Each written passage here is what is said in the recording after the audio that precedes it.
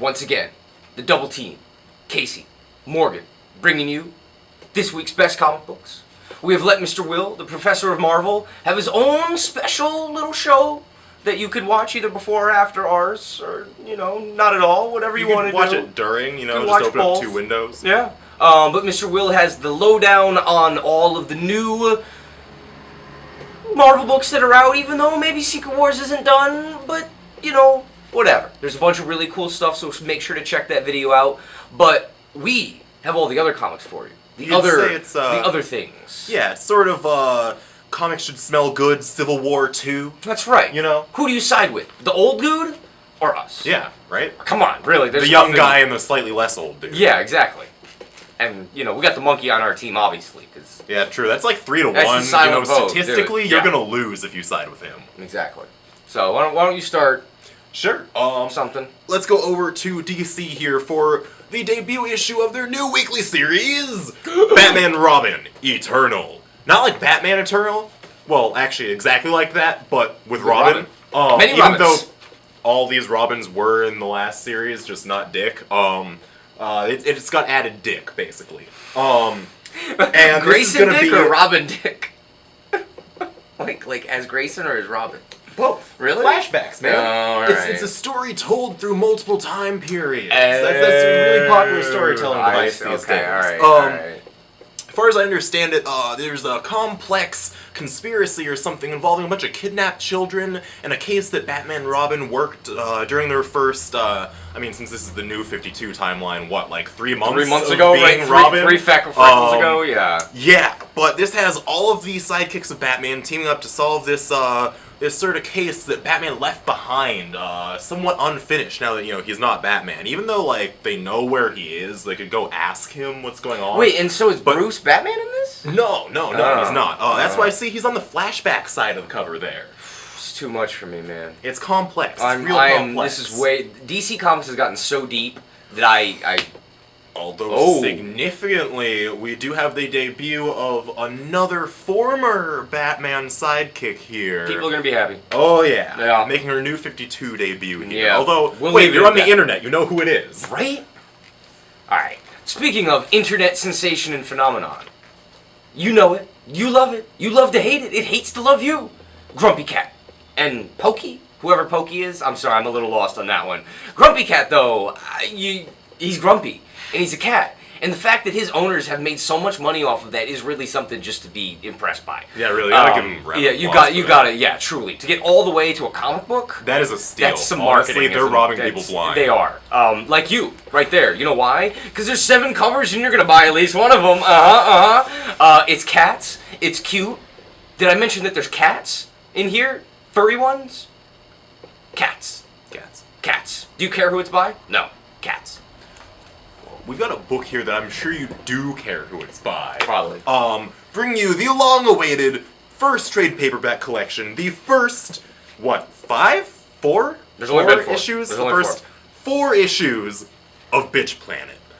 Kelly Sue DeConnick, Valentine DeLandro, Chris Peter, Clayton Cowles, and Wilson the Fourth? Oh, yeah, the guy who did the fill-in on number 3. Right. The Penny Royale, or whatever her name is. Pennyroll, yeah. Pennyroll, yeah. Yeah, Robert Wilson the Fourth. It's Bitch Planet. You know what this is. You might even have a tattoo about it. Yeah, you might have a tattoo. You might have, like, a shirt that you made yourself. You probably have all the issues already, but you're definitely going to be picking up this book right here. I mean, Sam... $10-rinos. Yeah, Sam homemade his nails to say NC just for this specific occasion, which we're going to show you tomorrow, so make sure you chew it. to see that. Well, that's one nail. That's one nail. From Image as well, we have the 4th issue of Brandon Graham's fantasy opus 8 House. The first 2 were done by Marion Churchland, was Arclight. Number 3 was the amazingly sci-fi cool one by Giorgio Panalta, which was... What was number 3? Kim. And then we have Mr. Phil Barlow, who is one of Brandon's absolute true heroes. He created Zooniverse back in the 80s, late 80s, and was a huge influence on Brandon and his just general aesthetic of creating strange characters that exist in the background. But it's been a long time since Phil Barlow did any comic books. The last thing that he did was a backup for Brandon in Profit. So I'm very excited to see this. And yeah, I don't know. The last issue was fun. It's been a little disjointed with the 8 House thing, but I'm definitely excited for some Phil Barlow. And there's some behind the scenes in the back here as to how they created the whole thing, frequently asked questions, and the whole concept thing. So Nice. yes. So you probably thought that, oh man, Bitch Planet's trade is out. That must be the only big release from Image this week. That must be the only big trade that they're putting out. They can't put anything else out the same week as that. Wrong. We've also got the first trade of Mark Millar, Will Torres, and David Gianfelice's Jupiter's Circle, the prequel to Jupiter's Legacy? Children? It was one of those two. Jupiter Ascending, there were too many Jupiters at one point. But this is this tale of Miller World's first family of superheroes, and their actual, like, rise to power rather than the Jupiter's legacy fall from grace / slow decay into totalitarianism. And we've also got the first volume of Injection from Warren Ellis, Declan Shalvey, and Jory Blair. This book is awesome. Yeah. And now that all 5 issues are actually together, you'll be able to read it and know what's going on. It'll make sense. Yes. Oh my god. Granted, that was probably one of the best parts for me, like, just the withholding of information. I don't know if that's like some kind of like comic book Stockholm syndrome or something that Warren Ellis makes me like that over time. But I've got it, honestly. Love this book. Love it. Warren Ellis, his new stuff for Image has been really good. The Supreme book was good, and Trees read a lot better in trade, though. His stuff has really been reading better in trade, but it's been really good. And a mighty anniversary for one of my favorite things in the world. Teenage Mutant Ninja Turtles, issue 50. Only the second issue 50 they've ever had, I want to say. Very nice, square-bound, extra-sized, $8, brought to you by Kevin Eastman, Tom Waltz, the amazing Mateus Santaluco, who returns after a couple issues of hiatus, along with Corey Smith doing the flashbacks in here.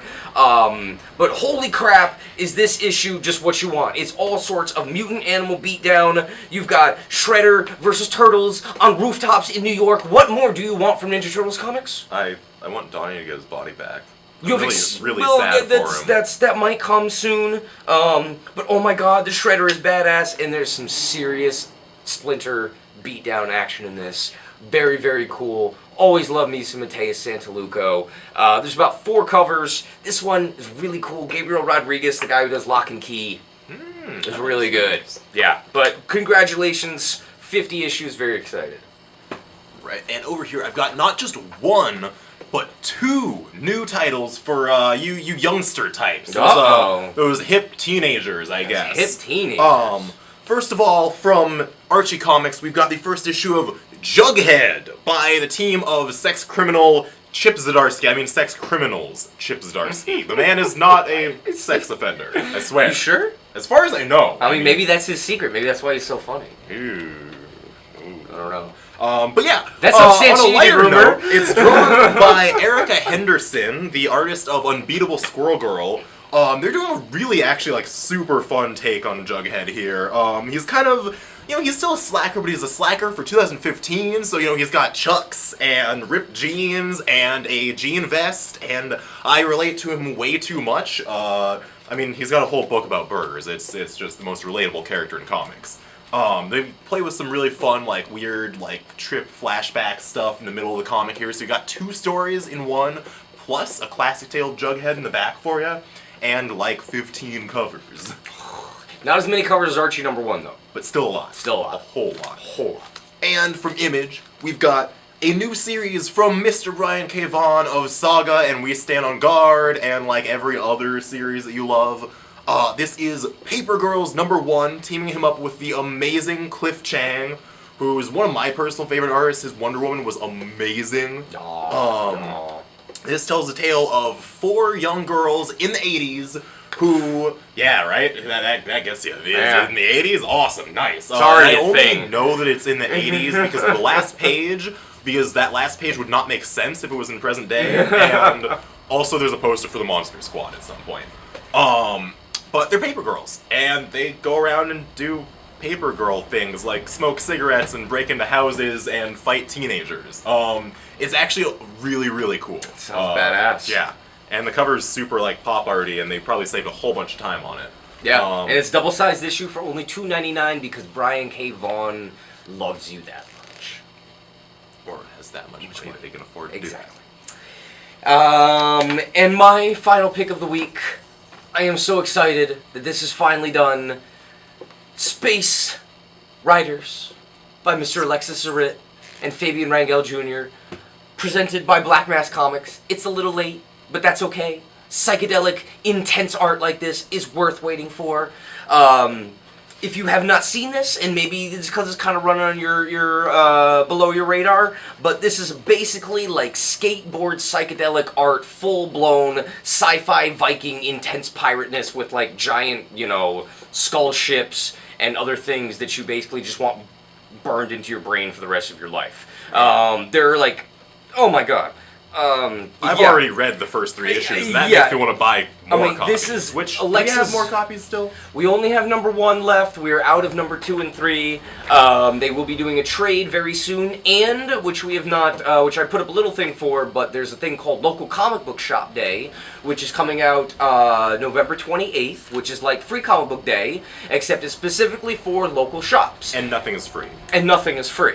But what we will have will be an awesome limited edition hardcover of Space Riders, which is very, very cool. Yeah, and also there's going to be a hardcover edition of Bitch Planet. There will. It's sort of the whole like record shop day deal, where like we have lots of awesome exclusive stuff that's going to be selling for like $200 online afterwards. Yes, but for you it will be regular price. Yeah, because we're cool like that. That's right.